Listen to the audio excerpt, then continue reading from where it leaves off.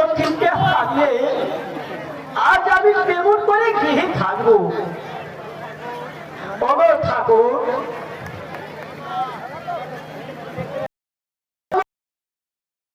ঠাকুর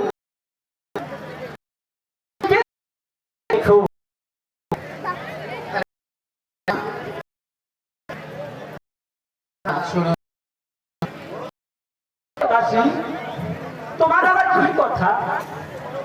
আমাকে বলতে অনেক ভয় হচ্ছে। পুত্র দূরদেশে গিয়েছে, তাহার মঙ্গলের জন্য একখানা পূজা দিলে অনেক ভালো হতো। হ্যাঁ দাসী, আমার পুত্রের মঙ্গলের জন্যই আমি তাহাই করি। আপনি তাই করুন। কোথায় রে ব্রাহ্মণ?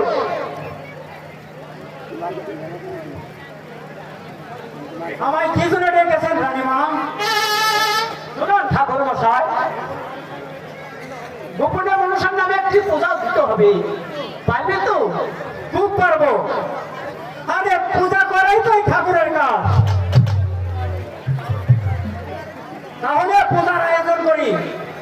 শোনো ঠাকুর,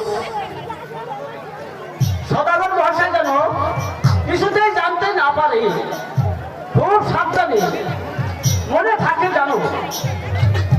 চলে এসো দাসী। ঠিক আছে রানীমা, তাই চলুন। ঠিক আছে।